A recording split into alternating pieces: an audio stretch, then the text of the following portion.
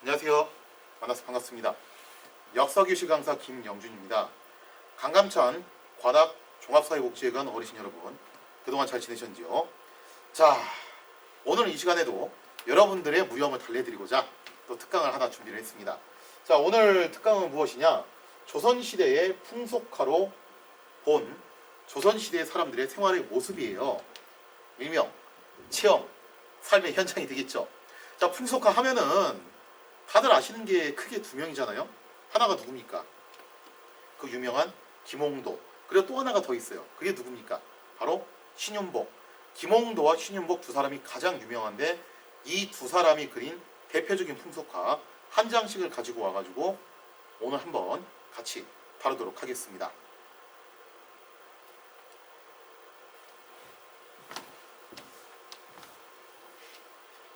자, 지금 보시는 이 풍속화, 아마 살면서 한 번쯤은 보셨을 거예요. 너무 유명한 거죠. 이거 뭔지 아시는 분? 답변. 물론 답변하셔도 제 귀에는 들리지는 않죠. 자, 다들 아시는 건데 바로 김홍도가 그린 서당이라는 그림입니다. 조선 후기가 되면은 이 서당이라는 것이 상당히 활성화가 돼가지고 일반 평민들도 서당에 들어가서 공부를 하는 경우가 왕왕 생깁니다. 그만큼 이제 교육열이 높아졌다는 거죠. 자, 그래서 그 서당의 일반적인 모습을 갖다가 그린 그림이 바로 김홍도의 서당이라는 작품인데, 이 작품 보면 정말 재밌어요. 당시 서당의 풍경 모습이 그대로 드러나 있는 한 폭의 그림이라는 거죠. 자, 먼저 이 그림을 놓고 보면요, 가장 눈에 띄는 게 어떤 게 있습니까? 딱 봐도 눈에 띄는 거. 여기 보시면은 가운데 한 얼라가 돌아 앉아가지고 한 손으로는 다리를 짚고 있고 한 손으로는 눈을 훔치면서 울고 있잖아요. 그죠? 왜 울고 있을 것 같아요? 이유가 뭘 것 같습니까? 그 뒤에 보니까 책이 하나 펼쳐져 있고, 그리고 거기서 오른쪽으로 쭉 가서 보니까 뭐가 있네요. 여기에 뭐죠 이게? 네, 맞아요. 회초리가 있습니다. 지금 딱 자세를 보니까 뭐 하려고 하는 거다, 맞을 준비하고 있는 거죠. 그죠? 자, 그래서 맞기 전에 얼마나 무섭겠어요. 그래서 한 손으로는 눈물을 훔치고 있고 한 손으로는 발목 쪽으로 이제 오른손이 가 있는데, 이 오른손이 발목 쪽으로 가 있는 게 뭐냐면은 댄님을 풀러가지고 다리를 걷어 올려서 종아리를 맞을 준비를 하는 거예요. 이게 많이들 좀 이제 잘 모르시는 게 뭐냐면은, 조선시대 사람들은 뭔가 체벌을 할 때도 굉장히 무식하게 때렸을 것 같은데 절대 그렇지 않아요. 조선시대의 체벌은 반드시 정해져 있습니다. 어디만 때리게 돼 있냐면은 종아리만 때리게 돼 있어요. 그 밖에 다른 부위를 때리는 것은 그거는 교육이 아니라고 봤던 거예요. 그래서 교육적으로 하는 훈육 차원에서의 처벌이기 때문에 어디를 때리는 것이 원칙이냐면은 종아리를 때리는 게 원칙이고, 그래서 지금 자세가 뭐냐면은 종아리를 걷어 올릴 그런 준비를 하고 있다는 겁니다. 그러면 이 친구가 도대체 왜 이렇게 회초리를 맞게 됐냐?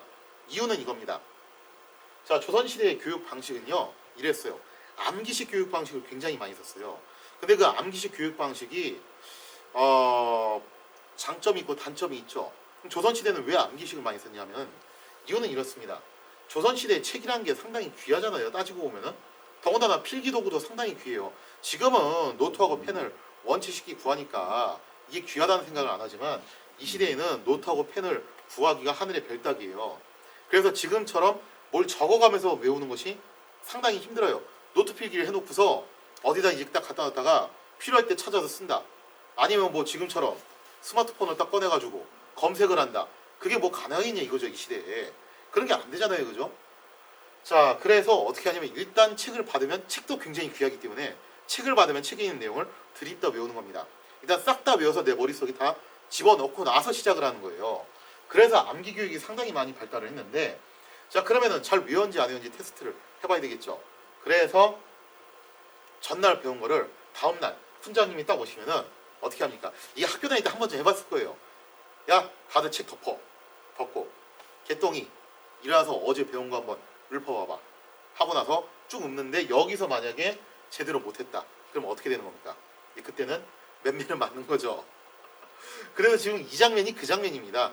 즉, 전날 배운 거를 갖다가 복습하는 자리였고, 그 다음날에 그 복습하는 과정에서 일종의, 이것도 약식 시험이죠. 여기서 제대로 대답을 못했기 때문에 이렇게 맞을 준비를 하고 있다는 거죠. 자, 그런데 그 좌우에 늘어선 학생들의 모습을 보면 굉장히 재미있어요.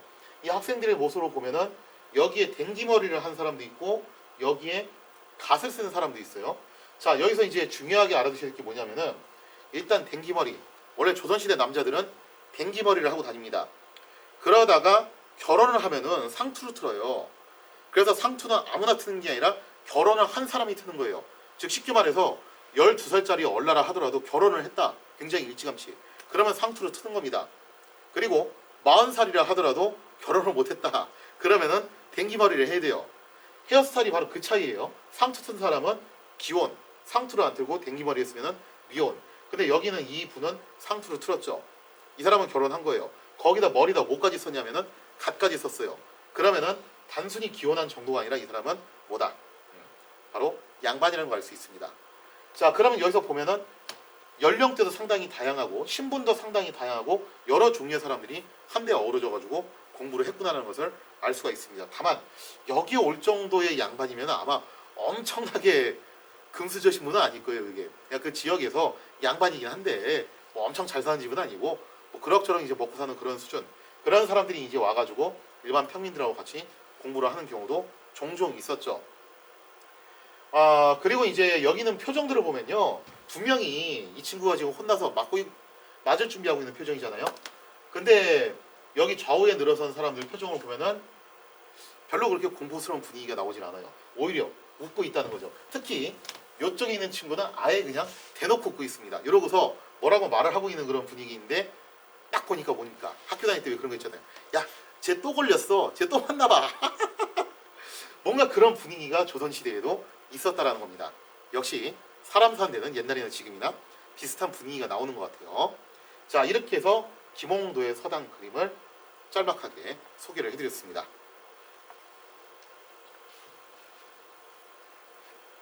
자, 이번에는 신윤복이 그린 그림입니다.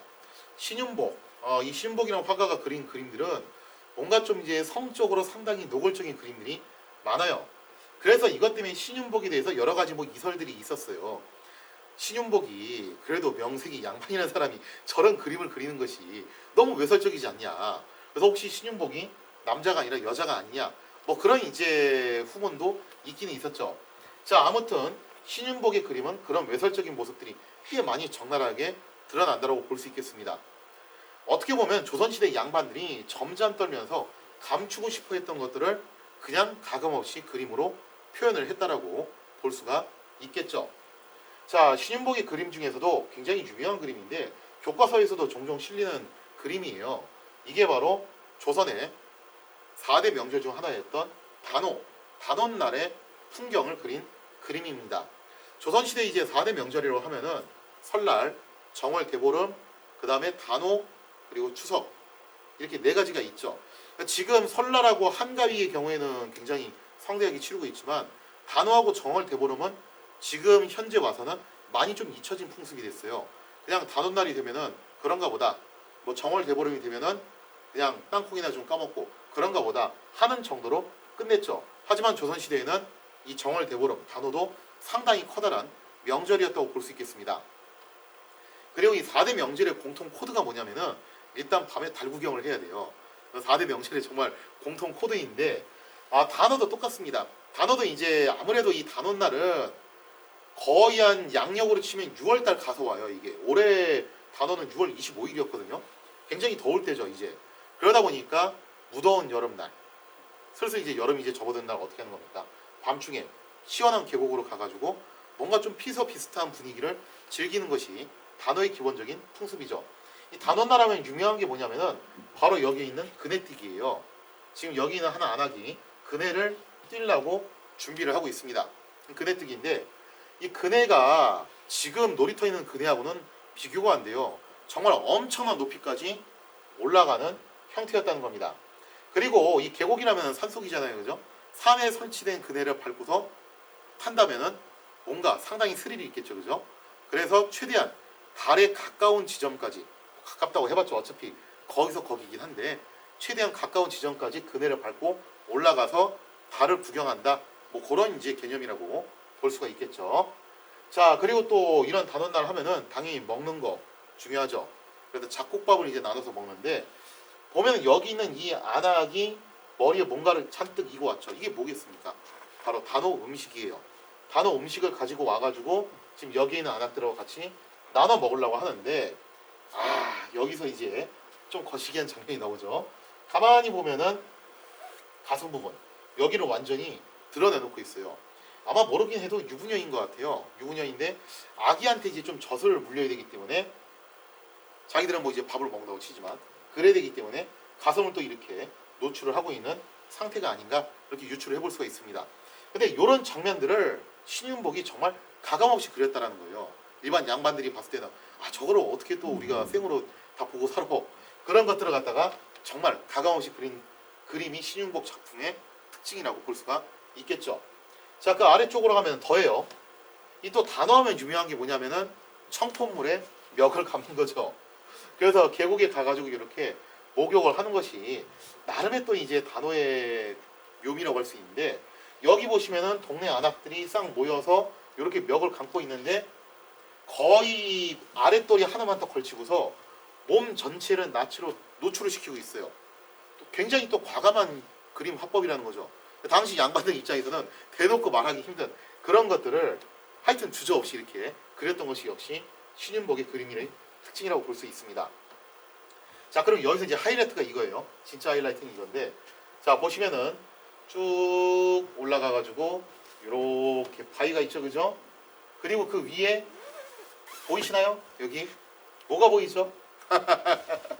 웬 남정네 둘이 이걸 몰래 쳐다보고 있잖아요, 그죠? 하여튼 예나 지금이나 남자들은 다 늑대 같아, 그죠? 요즘 같았으면 저거 100% 미트인데, 저 쇠고랑 쳐요. 지금은 큰일 나요. 큰일 나는 행동인데, 조선시대까지만 하더라도 뭐 그냥 따귀 한 대 맞고서 끝나는 수준으로 좀 봐주던 그런 시대적인 분위기였죠. 그래서 이렇게 몰래 이 광경을 쳐다보는 남정네들도 있었습니다. 근데 보면요, 좀 멀어서 좀 잘 안 보이실 수는 있는데 가까이서 보면은 얼굴이 좀 앳돼 보이고 머리를 완전히 그냥 빡빡 밀었어요. 저보다도 더 머리가 짧거든요. 이걸 통해서 볼 수 있는 게 뭐냐면은 이 두 사람은 일반적인 남자들은 아니고 이 산이니까 산속 어딘가에 절간에 살고 있는 아마 동자승 정도로 추정이 됩니다. 단오날 이제 뭐 절간에서 사실 할 게 뭐 있겠어요. 심심하잖아요, 그죠? 단오날에 요런 재미라도 있어야지 우리가 살지 하고서 요 날을 틈타가지고 내려온 것이 아닌가, 그렇게 우리가 볼 수가 있겠죠. 자, 이렇게 해서 단오풍경이라는 신윤복의 그림을 통해서 단오날의 풍경을 한번 전반적으로 살펴봤습니다. 뭐 다시 이제 좀 정리를 하자면은 조선시대 4대 명절 하면은 설날, 정월, 대보름, 그 다음에 또 단오, 추석 이렇게 가는데, 조선시대 사람들도 지금처럼 연말 연시 그 노는 풍조가 있었어요. 그래서 연말이 되면은 설날이 돼서 정월, 대보름이 될 때까지 그 구간을 통으로 거의 뭐 놀자판으로 지냈습니다. 근데 1월 15일이 음력으로 봤을 때 이날이 이제 정월, 대보름인데, 딱 여기까지 실컷 놀다가 1월 16일부터 출근하려고 하면은 일하기 힘들잖아요, 그죠? 그래서 이건 번외편 1월 16일 날 만든 날이 있습니다. 그 날이 무슨 날이냐면은 귀신의 날. 왜 귀신의 날이냐? 1월 15일 날 정월 대보름이죠. 큰 보름달이 뜬단 말이에요. 그 보름달의 음기를 받아가지고 귀신들이 너무 세져서 대낮에도 돌아다닐 수 있다. 그래서 1월 16일을 귀신의 날이라고 합니다. 이날은 대낮에도 귀신이 돌아다니는 날이니까 어떻게 된다? 집 문을 단속을 하고 방 안에 꼭꼭 숨어서 어떻게 하자? 푹 쉬자. 진짜 뭐 귀신이 돌아다니면서 그렇다기보다는 1월 15일까지 실컷 놀다가 16일날 출근하기 좀 그러니까 노는 날이 아니라 쉬는 날을 맞는 거예요. 핑계를 잡아가지고. 그래서 1월 16일이 귀신의 날이었다더라. 뭐 그런 이제 이야기도 있습니다. 자, 아무튼 이렇게 해서 김홍도와 신윤복의 대표적인 작품 두 개를 가지고서 조선시대 사람들의 삶의 모습을 한번 짤막하게 설명을 해봤는데요. 다음 시간에 더 풍성하고 좋은 모습으로 찾아뵐 것을 약속드리며 오늘 이 시간 이야기 여기서 마치도록 하겠습니다. 감사합니다.